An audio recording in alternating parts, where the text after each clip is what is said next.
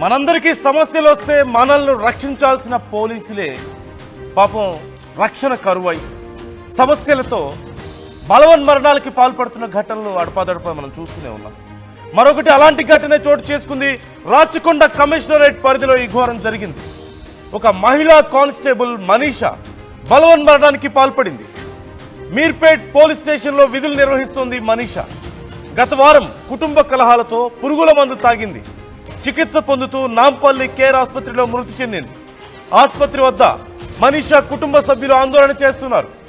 ప్రధానంగా భర్త వేధింపులే ఈ బలవన్మరణానికి కారణం అంటూ వారు ఆరోపణలు చేస్తున్నట్లుగా తెలుస్తోంది.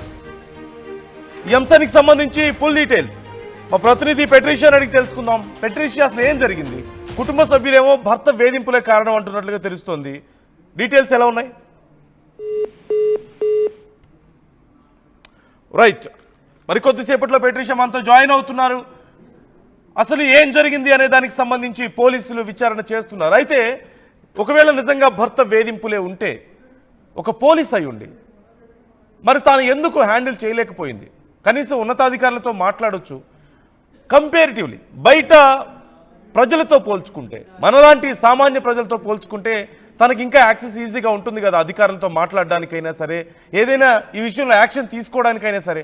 నిజంగా భర్త వేధిస్తే, సహజంగా ఎక్కడైనా బయట ఒక భర్త ఒక మహిళను వేధిస్తే పోలీసులకు కంప్లైంట్ ఇస్తాం, పోలీసులు వచ్చి దానికి సంబంధించి యాక్షన్ తీసుకుంటారు. కానీ ఒక కానిస్టేబులే, ఒక పోలీసే ఇలాంటి వేధింపులు తాళలేక బలవన్మరణానికి పాల్పడిందంటే పరిస్థితి ఏంటి? అసలు ఏం జరిగింది? కుటుంబ సభ్యులేమో వేధింపులే కారణం అంటున్నారు. ఇంకేదైనా కోణం ఉందా తెలుసుకుందాం. మా ప్రతినిధి పెట్రిషియా జాయిన్ అవుతున్నారు. పెట్రిషియా, డీటెయిల్స్ ఎలా ఉన్నాయి? ఏం జరిగింది అసలు?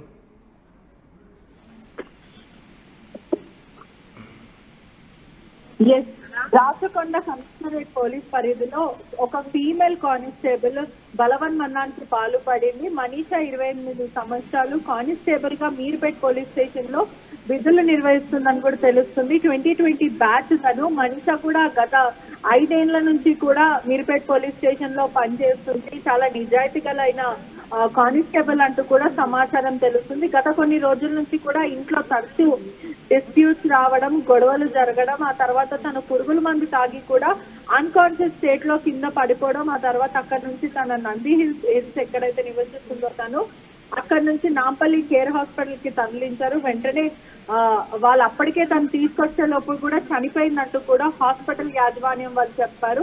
కానీ అప్పటికే తను పురుగుల మందు తాగింది. హాస్పిటల్ కి వచ్చే సమయంలో కూడా కొంచెం తను అన్కాన్షియస్ స్టేట్ లో ఉండే, కానీ వైద్యం వికటించిందంటూ కూడా కుటుంబ సభ్యులు అనుమానం వ్యక్తం చేస్తున్నారు. అదే కాకుండా ఫ్యామిలీ వాళ్ళందరూ కూడా కేర్ హాస్పిటల్ వద్ద ఆందోళనకి దిగారు. భర్త వేధింపుల వల్లనే తను చనిపోయిందంటూ కూడా ప్రస్తుతం వాళ్ళు ఆరోపిస్తున్న సిచ్యువేషన్ కనిపిస్తుంది. ఎప్పుడు కూడా భర్త తరచూ వేధింపులకు గురి చేసేవాడు, అనవసరమైన మాటలు మాట్లాడుతూ తనని ఇబ్బంది పెట్టేవాడు. ఈ క్రమంలోనే తను తీవ్రమైన మనస్తాపంకి గురై చనిపోయిందంటూ కూడా ప్రస్తుతం మనకు వస్తున్న సమాచారం. కానీ హాస్పిటల్ వద్ద మాత్రం తను అప్పటికే అన్కాన్షియస్ స్టేట్ లో ఉంది, పురుగుల మందు తాగింది. అప్పటికే తను హాస్పిటల్ కి తీసుకొచ్చాం, తన ఊపిరి మాత్రం అలానే ఉంది, నాడి కొట్టుకుంటుంది. కానీ హాస్పిటల్ వాళ్ళు వైద్యం వికటించింది, వాళ్ళు సరిగ్గా వైద్యం చేయలేదంటూ కూడా కుటుంబ సభ్యులు ఆరోపిస్తున్నారు. కానీ ఏదేమైనా మీర్పేట్ పోలీస్ స్టేషన్ లో కానిస్టేబుల్ గా విధులు నిర్వహిస్తున్న ఒక ఆఫీసరే, ప్రభుత్వ ఆఫీసరే చనిపోవడం అనేది, ఒక మహిళా కానిస్టేబుల్ చనిపోవడం అనేది కూడా బాధాకరమైన విషయం. అంటే పోలీసులే ప్రజలకి ధైర్యం చెప్పాల్సింది, అటువంటిది వాళ్ళే చనిపోతున్నారు అని అంటే కూడా ఒక అంతకు బాధాకర విషయం అనే చెప్పొచ్చు. రైట్, అంటే అధికారులు కానీ మరి తనకు సంబంధించిన వాళ్ళు దీనికి సంబంధించి ఏమైనా డీటెయిల్స్ చెప్తున్నారా?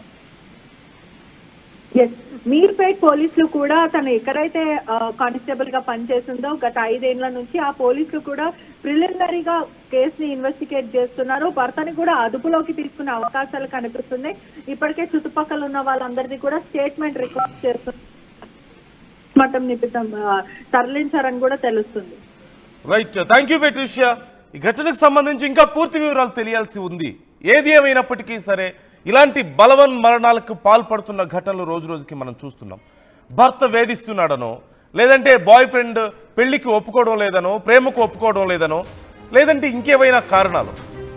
కానీ ఇక్కడ ముఖ్యమైన అంశం, సామాన్య ప్రజలకి సమస్యలుంటే పోలీసులను ఆశ్రయిస్తారు.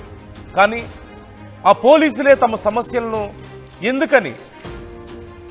ఎందుకని తమ సమస్యలకు భయపడి ఇలా బలవన్మరణాలకు పాల్పడాల్సి వస్తుంది? తమ ఉన్నతాధికారులను ఎందుకు సంప్రదించలేకపోతున్నారు? చట్టాన్ని వాళ్ళు ఇంప్లిమెంట్ చేయాల్సిన స్థాయిలో ఉండి చట్టం తమకే సహకరించని పరిస్థితుల్లో ఉందా? ఆ చట్టాన్ని ఎందుకని వాళ్ళే ఆశ్రయించలేకపోతున్నారు? అవన్నీ పక్కన పెడితే సమస్య ఏదైనప్పటికీ సరే బలవన్మరణాలకి పాల్పడడం అనేది ఖచ్చితంగా అతిపెద్ద తప్పు. క్షణికావేశంలోనో లేదంటే ధైర్యాన్ని కోల్పోయి చుట్టూ ఎలాంటి సొల్యూషన్ కనపడకనో లేదంటే బయటకు వస్తే ఇంకేదైనా పరువు పోతుందనో ఇంకేదైనా కారణాలతోనో ఇలా బలహీనులుగా ఉండి ఆ క్షణికావేశంలో ఇలా బలవన్మరణాలకు పాల్పడుతున్న వాళ్ళ సంఖ్య రోజు రోజుకి మనకు పెరిగిపోతుండడాన్ని చూడొచ్చు. మరీ ముఖ్యంగా ఒక పోలీసే ఇలాంటి బలవన్మరణానికి పాల్పడడం అనేది మరింత దారుణం. అయితే ఏం జరిగింది ఎగ్జాక్ట్గా? భర్తతో ఉన్న విభేదాలే కారణమా, ఇంకేదైనా కారణాలు ఉన్నాయా అనే కోణంలో కూడా పోలీసులు విచారిస్తున్నారు. అలాగే ఆ మనీషా భర్తని కూడా విచారించబోతున్నట్లుగా తెలుస్తుంది. ఈ అంశానికి సంబంధించి మీ అభిప్రాయాలను మాతో పంచుకోండి. మనందరికీ రక్షణ కల్పించాల్సిన వాళ్ళకే రక్షణ లేదో అని భావించి ఇలా బలవన్మరణాలకి పాల్పడాల్సిన పరిస్థితులు ఎందుకు వస్తున్నాయి?